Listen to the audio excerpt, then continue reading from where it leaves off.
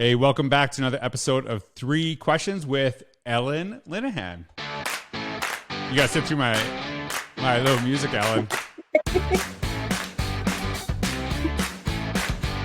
I make every guest sit through that, which is it was kind of an awkward time, and I don't know if I should dance or do something else. You know what? It's your podcast. You get to do what you want. So. Yeah, it's I bought the soundboard. I'm gonna use it for something. So hey, Ellen, thanks for being on, and I'm excited to do this one podcast with you, and then kind of dive deeper into your book, Capturing the Classroom, which I know is available for pre-order, and we'll talk more about that in our other podcast coming out. But you are actually a high school English teacher in Wisconsin, and you're from Elmbrook Schools. Is that the school district? Yes.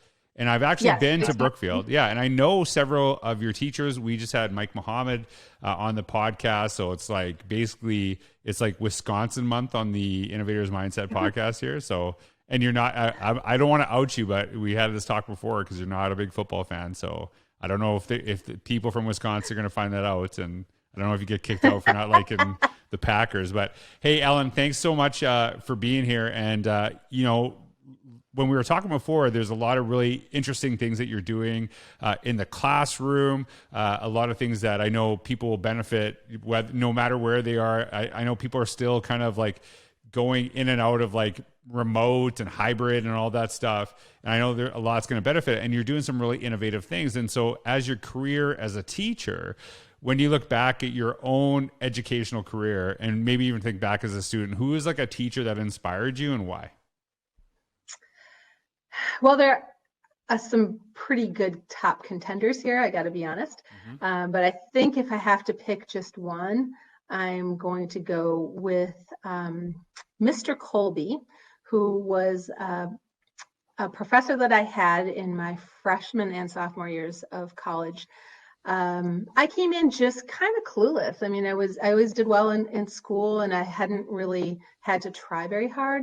And then when I got to college, he was just so excited about his content. Mm-hmm. And I ended up taking a class called Native American History, which I put zero thought into when I was registering, that it was about Native Americans in America, the tribes and the mm-hmm. settlement of the country. And it was absolutely 100% new material for me. And when I completely bombed the first Blue Book test, because I didn't know how to prepare for it, instead of just giving me the horrendous grade that I should have received, mm-hmm. he sat down with me and said, this is all the ways that you could do this differently. Mm-hmm.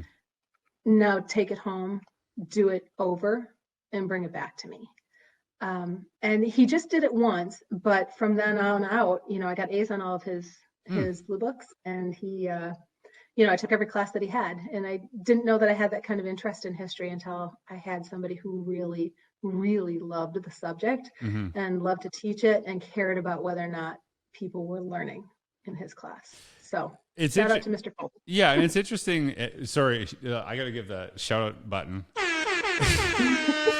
So I'm listening to you, and I've been really thinking about this specifically a lot, because we talk about really learner-centered practice, getting the kids really interested in content. But there is something really powerful to say about, educators that are great storytellers, bring content to life. And I remember actually, and I don't know how much this influenced you to teach in the subject areas that you taught, but I actually, I have a history major, and I can credit that back, and I can't remember his name for the life of me. But I think it was my second year, we had a history, we did history of 20th century European history, right? Which is lots of things happened in that time.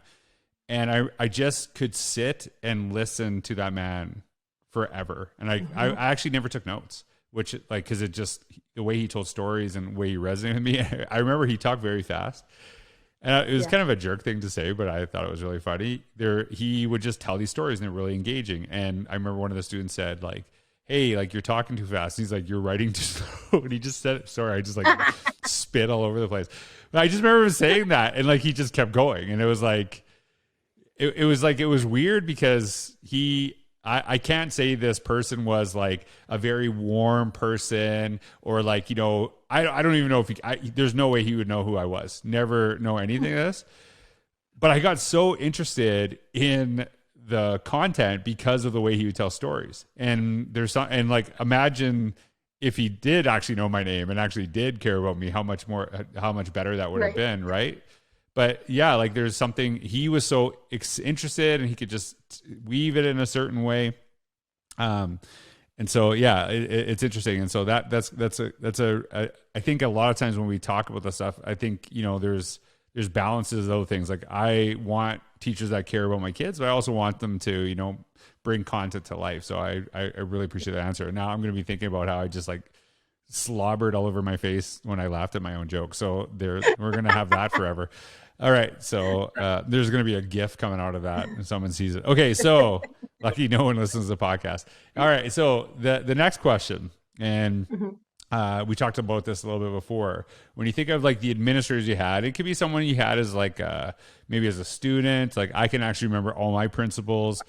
Shout out to Mr. Steele, who I was terrible for as a kid, but saw me as an adult and said actually wasn't that bad. So I'm going to give Mr. Steele, if you're listening, I'm going to give you one of those. So like if you think about an administrator, like who's an administrator that maybe inspired you and why?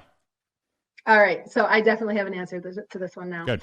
I had to take a minute to let that marinate, but absolutely. I had a principal when I taught for 1 year in the middle school, which was, not my natural comfort zone at all. Definitely a high school teacher, college teacher. So the 1 year in the middle school, Robin Martino, who is now deceased. She died very young, right after she retired just a few years ago. Robin Martino just had this larger than life presence. And she really, really cared about what was happening in her school. I'd just never seen that kind of presence from an administrator who would just walk into your classroom. And I'm thinking, am I scheduled for an observation? Looking around like what's going on here. But no, she was just there because she actually really cared about what was happening in her school. And she kind of had this catchphrase with her daily announcements, make today the best day of your life until tomorrow. And gosh, it almost makes me tear up to think about it now because she really impacted so many kids, including my own children who went through her middle school. She just had this way of letting everybody know that she cared what was happening in their lives. And she also wasn't going to tolerate any kind of shenanigans in her world. Like I love that. Kids were not going to wear shorts too short. I mean, she was absolutely like a no nonsense administrator, but she also had this warm presence to her that she just really cared, I guess, is the main thing I'm getting at here. She was wonderful. It's interesting that you kind of talk about those things because we kind of see that as like warm, but like also strict is totally opposite. But part of that too is that through warmth, we have high expectations for our kids. We have high expectations for our schools. And one of the things that you said that I try to do as an administrator and probably, I don't know, I think it threw some of my teachers off. I would go in classrooms every single day, like not like some classrooms every single day. I would go to every classroom in my school as a principal every single day.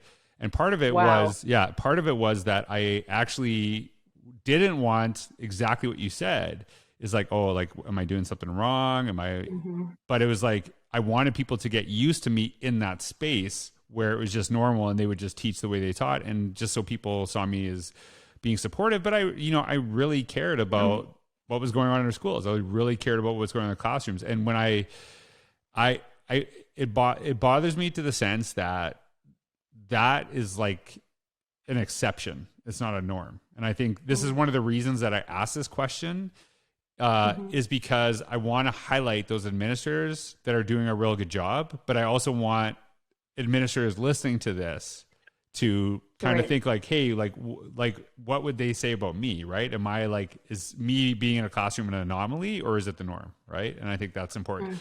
Can you say that quote again? I really love that quote. Make today the best day of your life until tomorrow. I love that. That's I love that quote. The person that I would say is the embodiment of that quote is my own daughter, Kalia. She's like every day for her. I'm like, how's your day? She's like, it was the best day ever. I'm like, why? She's like, because it was today. And it's just like, and I'm like, oh, I need that. I need to be like that a little bit more, right? Because How old is she? She's 4. So I'm like, I'm like, please don't grow out of this. Please, like, do, because even, you know, like, even when she's like, I think part of it too is that people see that as like overly optimistic or like, you know, blindly positive. But it's not that she doesn't have any bad moments in the day or anything like that, but she can find good in any day. And I hope that stays with her. So I appreciate you sharing that story. Cause like I said, I think it should be a norm of what we do in schools. And so when you're looking back and you have, you know, pretty storied career, have done a lot of different things, have a lot of people that have influenced you, I'm sure that you can look back, cause I know people are going to be looking at your book and thinking like, look at all this great stuff, but you didn't just show up one day and were like that, right? I'm sure there's probably stuff that you look back on your own career and go, oh, I can't believe I used to do that, right? Like, and probably like you want forgiveness from your first year students, right? So like when you look back, like if you could go back and talk to your first year self, what advice would you give you? Well, there's a lot. There's a lot, right? That's like me too. I could do like a whole year workshop for myself. Right. Don't do this, right? Yeah. I guess, you know, I would say live in the moment, right? Mm-hmm. The kids that are in your class right now, you're it. You're their English teacher. You're their science teacher, whatever it is for that year. You're it. You're the only one they get. So be invested in those kids and don't sweat all the small stuff. Like really just be invested in their learning and caring about them. And not that I didn't care, but there's a lot of worry in that first year. Mm-hmm. Am I doing this right? Am I covering all the ground? Am I planning it? Am I pacing it? But you know, we say this with dogs. I say this with dogs all the time. Read the tail. Like, you know, if the dog's happy, the tail's wagging, you know, read your kids, read the classroom. When you care about them and you push them just right, you know, the tail's wagging and everybody's happy and we're cruising along and we're getting the content in that we need. But when we've got some kind of big agenda that doesn't match the reality in the classroom, that's when things can kind of go sideways. So I guess I would just say focus more just on the kids and be confident that you know what you know and it's all going to work out. Yeah. And that I actually, in the book that we just did a collaboration of, it's actually based on these 3 questions called Because of a Teacher. And that was actually a piece of my advice is that I spent a lot of my career focusing on what was next in my career and not actually just being present in some places. Now, the kids, I don't think any of the students that I was ever with could tell you that. They didn't say like, oh, he didn't care about us or anything like that. But I think it was like, for me, is just saying like, hey, yeah, of course I want to aspire to things. And just, if you actually, things will happen for you if you do your best in the moment. But sometimes when you're so focused on what's next, you actually aren't doing your best job. You aren't actually moving, you know, along in your career. And I really appreciate your advice on that because I feel sometimes when I see, this is something I see in schools and it drives me nuts, is like, oh, our 2030 plan. And I'm like, no kid in your school cares about your 2030 plan. None of them. No. They just want to know that we get everything we need right now. Like, it's like we're sometimes so focused on the future for public reasons or blah, blah, blah. But it's like, yeah, I don't care. I'm not going to be here. I'm going to be gone for like 8 years by your 2030 plan. So like, what are we doing now? That's really good. So I love that. I'm going to, Ellen, you are going to get a special shout out, Horn, just for not making me feel stupid about slobbering all over myself when I told my joke. So I'm gonna like live with that forever. But Ellen, I am like so excited to talk to you a little bit more. I'm excited to talk to you about your book, Capturing the Classroom, about that. But thanks so much for being on 3 Questions, and thanks for being on the podcast. Thank you for having me. Where we gotta.